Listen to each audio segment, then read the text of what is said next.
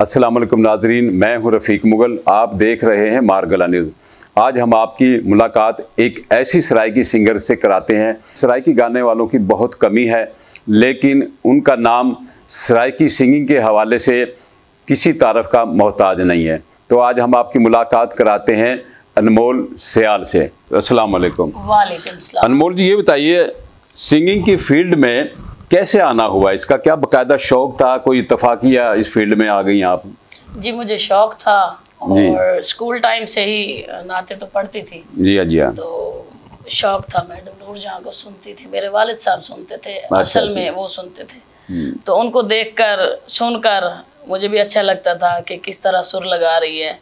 तो फिर मेरा दिल था कि मैं भी गाऊं इसी तरह। तो अल्लाह ताला ने करम किया है, इज्जत दी है और वालिद साहब ने सपोर्ट किया है। हालांकि पीछे गांव के लोग हैं सारे, तो ऐसा मेरे अलावा कोई और फील्ड में नहीं है, तो शौकिया तौर ही हम आए हैं। सही है। अच्छा, ये बताइए, सिंगिंग के लिए तो बाकायदा इसकी एक रियाजत बड़ी पक्की होती है, तब जाके इस फील्ड में बंदा एक प्रॉपर सिंगर की तरफ आता है, सिंगिंग की तरफ। तो इसकी क्या बाकायदा आपने उस किसी से सीखा, इसको बाकायदा रियाजत वगैरह की? तो कितना अरसा की? मैंने जी अपना उस्ताद शरीफ खान साहब रेडियो पाकिस्तान मुल्तान से सरंगी नवाज थे, निहायत शरीफ और इंतहा अच्छे इंसान थे। वो सरंगी प्ले करते थे, मैंने उनकी शागिर्दी की। फिर उनके ही शागिर्द है उस्ताद रमज़ान साहब, जिन्होंने मेहनत करवाई और सुर की पहचान करवाई। इस काबिल तो नहीं थे, लेकिन उन्होंने समझा के कुछ ना कुछ बताया। उसके बाद जब वो बीमार हो गए शरीफ खान साहब, तो उन्होंने कहा ताफू खान साहब लाहौर वाले उनको कि ये मेरी बच्ची है, मैं आपको सौंपता हूँ, तो आप ये शागिर्दी कर लें। मैंने उनके कहने पर ही मैंने उस्ताद ताफू खान साहब की शागिर्दी की। फिर उनको कहरोड़ पक्का बुलाया अपने जिले लोधरा में। ठीक हो गया जी। दूसरा ये बताया, जब आपने ये सोच लिया था भाई अब मैं सिंगिंग प्रॉपर सीख चुकी है, तो उसके बाद पहली परफॉर्मेंस आपने कहाँ की है इसकी, बाकायदा एक पब्लिक इवेंट में? पब्लिक में तो मैंने एक बार लेडीज प्रोग्राम किया था, वो तकरीबन बचपन ही था मेरा। तो माशाल्लाह बहुत उन्होंने हौसला अफजाई की लेडीज ने और बहुत प्यार दिया। तो मेरा भी दिल बड़ा हो गया कि नहीं आवाज़ कह रही है अच्छी है, आपको गाना चाहिए, आप गाएं। तो मेरा भी दिल किया कि मैं मेहनत करूं। और फिर दूसरा प्रोग्राम हुआ रेडियो पाकिस्तान मुल्तान जी, तो वहाँ मैंने गाया। अच्छा, ये बताइए उसके बाद आपका वजह शोहरत कौन सा सॉन्ग बना जिससे एक अनमोल सियाल की पहचान पब्लिक में बनना शुरू हुई? हाँ जी, पहला वॉल्यूम मैंने किया था, उसमें 2 गाने थे जो मेरी पहचान बने, जिससे लोगों ने जानना शुरू किया। अच्छा। जिसमें से थे इक्को आई बेली लोका खोलिया, भुलदी नी ओ पिपलां दी छां। फिर मेरा एक 4, 5, 6 वॉल्यूम 7 वॉल्यूम था, उसमें एक पहचान बनी जो इंटरनेशनल लेवल तक चली गई।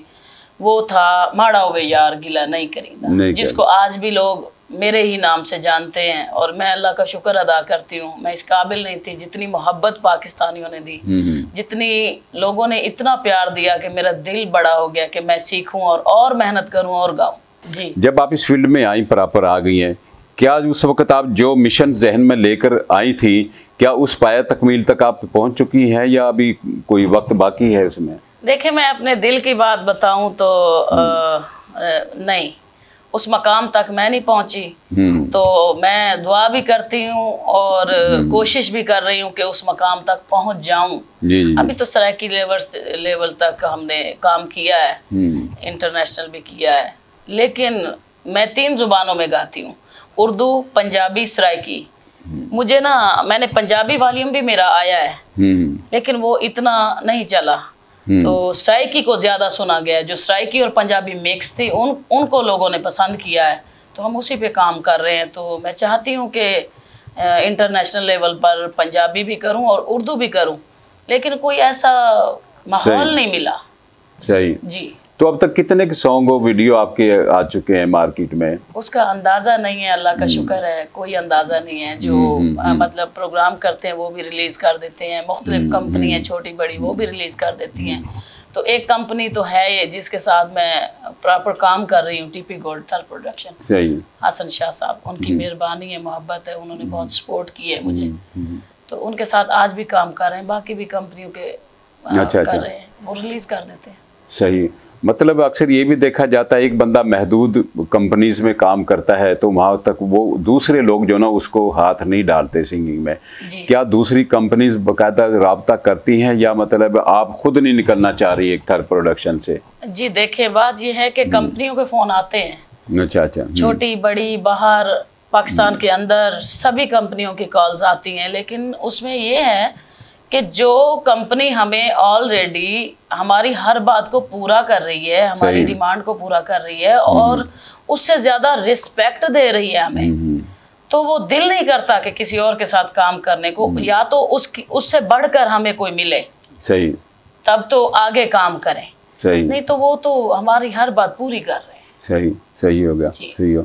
अच्छा ये बताएं, एक वक्त कोई चंद साल लगा लें या 2-3 साल लगाएं या 4 साल लगा लें, कोई एक वक्त ऐसा था एक हर तरफ अनमोल सियाल का सराय के हवाले से बड़ा चर्चा था जी। बाद हमने ये देखा गया कि क्योंकि हम पब्लिक में रहते हैं तो उस वक्त कोई आप थोड़ा सा गैबाना तौर पे गैब की तरफ चली गई हैं, कोई सामने आना बंद हो, इसकी क्या वजह थी? इसको कोई थोड़ा सा कुछ वक्त के लिए इसको खैरबाद कह दिया था फील्ड को, या मतलब ऐसा क्या हुआ था? ये नहीं जी, वो समझे मेरी ही गलती थी। मेरी फैमिली तो प्रॉपर मुझे समझाती रही, सपोर्ट करती रही, बताती रही क्या कर रहे हो, आपका नाम है, एक इज्जत है, क्यों खत्म कर रही हो। तो ऐसी फैमिलीज में कोई ऐसी बातें आ गई थी जिसकी वजह से तो मुझे ये 2-3 साल पीछे जाना पड़ा। उसका मुझे आज भी दुख है कि मैंने वो क्यों किया। अब इन हो गई हूँ इंशाल्लाह अल्लाह की मदद से और आप लोगों की मोहब्बत से मैं चाहती हूँ कि आगे बढ़ूँ। अच्छा ये बताएं, आप माशाल्लाह खुश शक्ल भी हैं, शोबिज़ की फील्ड में इन भी रही हैं, कभी किसी अदाकारी की तरफ किसी ने ऑफ़र की या अदाकारी का कहा हो भाई आप कोई ड्रामा या कोई फिल्म या कोई मॉडलिंग में काम भी कर लें? जी जी बिल्कुल। हमारे जो सैकी चैनल हैं जिसमें वसेब है, रोई है, दूसरे चैनल हैं जी जी जो भी है, उन्होंने कहा था कि आप सैकी ड्रामा करें, आप ये करें, आप वो करें। फिर हमारी जो कंपनी है टीपी गोल्ड थल प्रोडक्शन, उन्होंने भी हसन शाह साहब ने, उनके नुमाइंदे हैं जो जख्मी साहब, उन्होंने भी कहा, काफी लोगों ने कहा है कि आप एक्टिंग भी करें, सराइकी फिल्में करें और जो आपके ही गीत हैं उन पे मॉडलिंग करें। 1-2 गानों पे मैंने उनके कहने पर किया भी था, जिसमें शफकत चीमा साहब और बड़े बड़े अच्छे लोग थे जिनके साथ 1-2 गाने मैंने किए भी थे। हाँ। तो बस यही। तो उसका रिस्पांस कैसा मिला? फिर उसको आगे क्यों नहीं बढ़ाया या आपको उसमें एडजस्ट नहीं कर पाई अपने आप को? जी जी, बस फैमिली ने मना किया था कि आप ये ना करें वो, तो मेरा दिल था कोई अच्छा काम करने को, तो काम करें तो अच्छा करें वरना ना करें। सही। ये मेरी शुरू से ही यही आदत है, यही मेरा माइंड रहा है और हमेशा रहेगा। काम करो, अच्छा करो, नहीं तो ना करो। सही जी। अच्छा ये बताइएगा, ख़ास तौर पे जनूबी पंजाब के और दीगर शहरों के जितने भी सिंगर होते हैं एक बड़े प्लेटफॉर्म पे आकर एक मैदान में आना चाहते होते हैं। ख़ास तौर पर लाहौर पाकिस्तान म्यूज़िक इंडस्ट्री की एक बहुत बड़ी एक बेस है वहाँ पर, और अक्सर लोग वहाँ जाते हैं ताकि एक बड़े इवेंटों में, बड़े उसमें जाके, कभी उधर जाने का कभी इत्तेफाक हुआ या कोई कभी इरादा है ताकि वहाँ जाके एक बड़े लोगों में या बड़े इवेंटों में काम किया जाए, तो ऐसा कोई कभी ख्याल नहीं आया? अक्सर लोग वहाँ शिफ्ट हो जाते हैं, बड़े बड़े सिंगर है काफ़ी, मेल फीमेल जो है। जी आप यकीन करें, मेरे उस्ताद जी हैं, उस्ताद ताफू खान साहब, उन्होंने बड़ी कोशिश की है। उन्होंने कहा आप इधर आ जाओ, आप काम करो, आप ये करो। तो मैंने, मेरी फैमिली की वजह से मैं ना इतनी फंस गई थी तो मैं नहीं जा पाई, कोई ऐसी मजबूरियाँ थी। तो काफ़ी कंपनियाँ हैं, काफ़ी चैनल्स हैं, उन्होंने कॉल्स वगैरह भी की हैं, टीटीवी वाले हैं, उन्होंने भी की है, लेकिन सफ़र के लिहाज से हम क्या रोड पक्का हैं, वो लाहौर हैं, जाना आना, तो वो चीज़ें इन्हीं बातों की वजह से हम पीछे रह गए हैं। तो अब दिल है कि मैं लाहौर चली जाऊं। अच्छा दूसरा, ये काफ़ी सिंगर जो नए होते हैं उनकी ख्वाहिश होती है कि कोई बड़े नाम का कोई म्यूज़िक डायरेक्टर हो जिससे इसको सिंगिंग को, गाने को प्रॉपर सीखा जाए। तो आपने कभी किसी सोचा ऐसे कोई बड़े म्यूज़िक डायरेक्टर से इसको सीखा जाए? ठीक है, उसका ख्याल है। दूसरा ये है, अगर हम, हाँ इसका जवाब दें आप हमें। जी देखें, मैं तो कोशिश कर रही हूँ कि अब जो मैंने दोबारा से काम शुरू किया है, मैं चाहती हूँ कि इस तरह हो। और माशाल्लाह मेरे उस्ताद जी का भी बड़ी इज्जत और नाम है लाहौर में, तो उन्होंने भी मुझे कहा है कि आप बेटा इधर आ जाओ, काम करो, अच्छा करो, अच्छे डायरेक्टर के साथ काम करो, धुनें अच्छी हों, गाने अच्छे हों, इंटरनेशनल लेवल पे काम करो। कोई फैमिली की वजह से मैं नहीं जा सकी, लेकिन अब माइंड है कि मैं जाऊं और काम करूं। अगर अच्छा काम मिला तो बिल्कुल करूंगी। सही, बिल्कुल करूंगी इंशाल्लाह। अच्छा ये बताइए, गाना आपको विरासत में मिला, आप गाने में अपने खानदान में खुद अकेली हैं या कोई दूसरा कोई फर्द भी इसी फील्ड में है? देखे मैं तो झूठ बोल नहीं सकती, हम तो देहाती लोग हैं, कास्ट हमारी सियाल है, देहात के रहने वाले हैं। हमारा कहरोड़ पक्का जिला लोधरा से 3 से 4 किलोमीटर गांव है इस्माइलपुर, मैं वहाँ की रहने वाली हूँ। जिम्मेदारा करते थे बाप दादा, तो ये मेरा शौक था, मैं ही आई हूँ, मेरे कोई फैमिली का कोई और फर्द नहीं है इसमें।